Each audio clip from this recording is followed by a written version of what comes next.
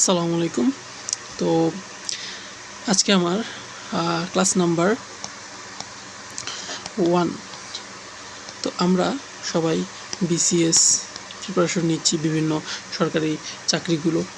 তো এগুলোর পাশাপাশি আমাদের কিছু জিনিস জানা দরকার, যেমন আমাদের দাগিয়ে দাগিয়ে পড়লে আমাদের জিনিসটা অনেক ইফেক্টিভ হয়।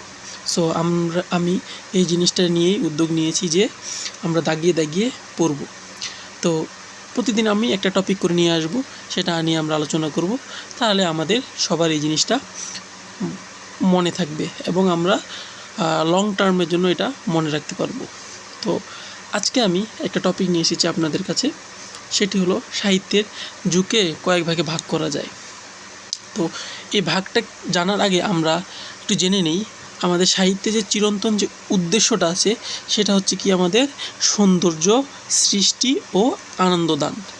ঠিক আছে, আমাদের যে সাহিত্যটা আছে সেটা সৌন্দর্য উদ্দেশ্য হচ্ছে কি আমাদের কি সৌন্দর্য সৃষ্টি ও আনন্দ দান। এবং এর যে সাহিত্য যে আছে আমাদের সেটার প্রধান লক্ষ্য কি আমাদের মূলত হচ্ছে সৃজনশীলতা। এই যে সৃজনশীলতাটা এটা আমাদের বিগত সরকারি চাকরি পরীক্ষায় এসেছে। এখন আমরা চলে আসি মূল পড়ায়, যে সাহিত্যের যুগটাকে কয় ভাগে ভাগ করা যায়। সাহিত্যের যুগটাকে মূলত 3 ভাগে ভাগ করা যায়। সেটা প্রথমটা হচ্ছে আমাদের কি প্রাচীন যুগ, দ্বিতীয় হচ্ছে কি মধ্যযুগ, তৃতীয় হচ্ছে কি আমাদের কি আধুনিক যুগ। তো মূলত আমাদের পরীক্ষায় এসে থাকে হচ্ছে কি আমাদের এই সময়কালটা কোনটা কি সময়, এটা আমাদের পরীক্ষায় এসে থাকে। তো আমরা প্রথমে পড়ি প্রাচীন যুগ। প্রাচীন যুগ হচ্ছে আমাদের 650 থেকে 1200 খ্রিস্টাব্দ। এই সময়টাকে বলা হয় আমাদের প্রাচীন যুগ। এরপরে আসে আমাদের মধ্যযুগ। তবে একটা কথা বলে রাখি, এই যে প্রাচীন যুগ আছে এটাতে অনেকে অনেকভাবে বলেছে, যেমন শহীদুল্লাহ, ডক্টর মোহাম্মদ শহীদুল্লাহ একটা সময়কাল বলেছেন। তারপরে ডক্টর সুনীতি কুমার চট্টোপাধ্যায় একটি বলেছেন। সেটা নিয়ে আমরা পরে বিস্তারিত আলোচনা করব। তারপরে আসে কি মধ্যযুগ। এই মধ্যযুগ হচ্ছে আমাদের 1201 থেকে 1800 খ্রিস্টাব্দ পর্যন্ত। এটা হচ্ছে আমাদের কি মধ্যযুগ। এরপরে হচ্ছে আমাদের কি আধুনিক যুগ। আধুনিক যুগ হচ্ছে এই যে এটা আমার 1800 খ্রিস্টাব্দের পর থেকে বর্তমান পর্যন্ত, সেটা হচ্ছে আমাদের কি আধুনিক যুগ। এই যে আমরা বললাম যে প্রাচীন যুগে কয়েকজন বলেছে যে বিভিন্ন ধরনের সময়কালটা আলাদা আলাদা বলেছে। যেমন আমরা নিচে দেখতে পাই যে ডক্টর শহীদুল্লাহর মতে তিনি বলেছে কি 650 থেকে 1200 খ্রিস্টাব্দ হচ্ছে কি আমাদের কি প্রাচীন যুগের সময়কালটা। আর ডক্টর সুনীতি কুমার চট্টোপাধ্যায় ইনার মতে বলেছেন হচ্ছে কি 950 থেকে 1200 খ্রিস্টাব্দ।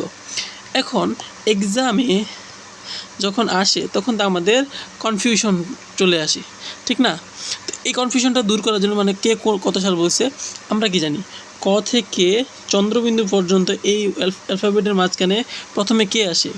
প্রথমে আসে অবশ্যই তালবিশ্ব, তারপরে আসে কি দন্তাস্য। সো এইভাবে আমরা মনে রাখতে পারি যে তালবিশ্ব যেহেতু আগে আসে, তার মানে 650 যেটা আছে সেটা কী করছে আমাদের ডক্টর মোহাম্মদ শহীদুল্লাহ। ওকে, ডক্টর মোহাম্মদ শহীদুল্লাহ। আর যেহেতু আমাদের দন্তাস্য হচ্ছে কি পরবর্তীতে আসে, এই জন্য এইভাবে মনে রাখতে হবে 950 থেকে 1200 খ্রিস্টাব্দ তিনি সময়কালটা বলেছে কে ডক্টর সুনীতি কুমার চট্টোপাধ্যায়। তো যেহেতু আমরা জানি এটা, এই জিনিসটা আমরা জেনে গেলাম, তো আমরা আসি কি এই যে মধ্যযুগের, যেহেতু জানি মধ্যযুগ হচ্ছে আমাদের 1201 থেকে 1800 খ্রিস্টাব্দ। তো এই সালটার মধ্যে আমাদের কি 1201 থেকে 1350 পর্যন্ত একটা সময় ছিল। এই সময়টাকে কি বলা হয়? অন্ধকার যুগ বলা হয়। কারণ কেন? এই সময় কোনো সাহিত্য কোনো কিছুই তেমন বিপ্লব হয়নি, এই জন্য এই সময়টাকে কী বলা হয়? অন্ধকার যুগ বলা হয়।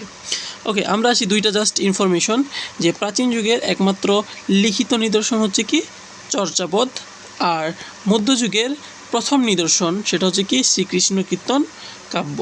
এগুলো আমাদের খুবই গুরুত্বপূর্ণ এমসিকিউ পরীক্ষার জন্য বা আমাদের বিভিন্ন চাকরি পরীক্ষার জন্য। তো একটা কথা বলে রাখি, আমরা এখন তো এটা পড়লাম মূল থিওরিটা, এখন আমরা অবশ্যই প্রত্যেকটা টপিকের আমরা বিগত বছরের সালের বিশ্ববিদ্যালয়ে আসা, তারপরে বিভিন্ন চাকরি পরীক্ষায় আসা, বিশেষ করে বিসিএস দিয়ে আসা, এগুলো আমরা প্র্যাকটিস করব। এবং একটা মজার বিষয়, আপনাদের জন্য একটা সারপ্রাইজ আছে যে এগুলো আমি দাগিয়ে পরবর্তীতে আমার ফেসবুক পেজে আপলোড করব। তো চলুন এখন আমরা এমসিকিউ সলভ করি। চলুন আমরা এখন কি এমসিকিউ আমরা সলভ করি, বিগত বছরের এমসিকিউগুলো। ওকে, আসুন। প্রথমে আছে কি সাহিত্যের প্রধান লক্ষ্য কী? এই যে একটু আগে পড়লাম আমরা, সাহিত্যের প্রধান লক্ষ্য কী? সৌন্দর্য সৃষ্টি করা। সাহিত্যের প্রধান লক্ষ্য কী আমাদের? সৌন্দর্য সৃষ্টি করা। এরপর আসে কি সাহিত্যের প্রধান লক্ষ্য কী? একটু আগে আমরা প্রথমেই পড়ছি সাহিত্যের প্রধান লক্ষ্য কী? হাস্যরস, গতানুগতিক, করুণাকর না সৃজনশীলতা? অবশ্যই সৃজনশীলতা। এটা হচ্ছে আমাদের কি সাহিত্যের প্রধান লক্ষণ। আচ্ছা, যেহেতু আমাদের মূল টপিকটা কি সাহিত্যের যুগকে কয় ভাগে ভাগ করা হয়েছে, তাহলে কয় ভাগে ভাগ করা হয়েছে এটা আশা করি বলতে লাগবে না। এটা হচ্ছে 3 ভাগে ভাগ করা হয়েছে। এখন আসি আরেকটা, বাংলা সাহিত্যের গঠন ও পাতনের সুবিধার জন্য বাংলা সাহিত্যের ইতিহাসকে 3টি যুগে ভাগ করা হয়েছে। বাংলা সাহিত্যের প্রাচীন যুগটা কি? কত থেকে কত আমরা পড়ছিলাম না যে বাংলা সাহিত্যের প্রাচীন যুগ হচ্ছে কি 650 থেকে 1200। প্রাচীনটা হচ্ছে কি 650 থেকে 1200। মধ্যটা কত ছিল? 1201 থেকে 1800। এবং 1801 থেকে বর্তমান পর্যন্ত কি আমাদের কি আধুনিক যুগ। এটা হচ্ছে আমাদের কি 3টা যুগ। ওকে, তারপরে আসে কি বাংলা সাহিত্যের মধ্যযুগ কি? এই যে আবার দেখেন চলে আসছে কি প্রাক সহকারী শিক্ষা পরীক্ষা একটা, এই যে 1201 থেকে কি 1800 হচ্ছে আমাদের কি মধ্যযুগ। ওকে, এই যে এবার আসে আমাদের কি মধ্যযুগের সাহিত্যধারা কেমন ছিল, এটা আমাদের একটা পরীক্ষা এসেছে। কেমন ছিল মধ্যযুগের সাহিত্যধারা? আমাদের কি ধর্মনির্ভর ছিল, গদ্য নির্ভর ছিল, রূপগ্রন্থি ছিল, কল্পনা নির্ভর ছিল? অবশ্যই ধর্মনির্ভর ছিল। এই জিনিসটার কথা, এই জিনিসটা আমরা কিছুক্ষণ পরে আবার আরেকটু আলোচনা করব যে এদের মানে ওই সময়গুলোর বৈশিষ্ট্য কেমন ছিল। ওকে, তারপর হচ্ছে কি বাংলা সাহিত্যের আধুনিক পর্ব শুরু হয় কত শতকে? আধুনিক পর্ব শুরু হয় কত? 19 শতকে। এটা আমাদের কি একটা পরীক্ষা এসেছে, 19 শতকে এসেছে। তারপরে আসি বাংলা সাহিত্যের আধুনিক যুগ, এই যে কত সাল থেকে শুরু? এই যে আমরা কতক্ষণ বললাম 1801 থেকে শুরু, পড়ছিলাম না 1801 থেকে বর্তমান। আচ্ছা, আধুনিকের লক্ষ্য কী ছিল? অবশ্যই স্বদেশ প্রেম এবং মানবতাবোধ। এই জিনিসটা আমরা কিছুক্ষণ পরে আবার একটু দেখব, এই জিনিসটা দেখব। ওকে, কোন সাহিত্য দর্শনের মর্মে নেশাদর্শ বা নেরাস্যবাদ আছে? রোম্যান্টিকিজম না আধুনিকবাদ না উত্তর আধুনিকবাদ নাকি বাস্তববাদ? অবশ্যই এটা হচ্ছে উত্তর আধুনিকবাদ। ওকে, তো আমাদের একটা অংশ বাকি ছিল, সেটা হচ্ছে যে আমাদের সাহিত্য যুগের বৈশিষ্ট্যগুলো একটু বাকি ছিল। সাহিত্য যুগের বৈশিষ্ট্য, এই যে আমরা প্রাচীন যুগ পড়লাম, প্রাচীন যুগের বৈশিষ্ট্যটা কি? এটা তখন ধর্মনির্ভর ছিল ও গোষ্ঠী কেন্দ্রিক ছিল, মানে তারা গোষ্ঠীটাকে কেন্দ্র হিসেবে নিয়েছিল। আর মধ্যযুগের কি ছিল? মধ্যযুগে ছিল কি মূল ছিল বিষয় কি ধর্মটা হচ্ছে মুখ্য ছিল, আর মানুষরা কি ছিল গৌণ হয়ে পড়েছিল। ওকে, মানুষ হয়ে পড়ে গৌণ। আর আধুনিকটা কি, যেটা আমাদের পরীক্ষায় একটু আগে আমরা দেখলাম, সেটা কি আধুনিকটা কি আমাদের যে স্বদেশপ্রেম ও মানববোধ এবং স্বাধীন ব্যক্তি স্বাধীন মূল। এই যে এটা আসছে আমাদের পরীক্ষায় যে স্বদেশপ্রেম, ঠিক আছে, এবং মানবতাবোধ। তো আমাদের বৈশিষ্ট্যগুলো আমরা 3টা দেখে নিলাম।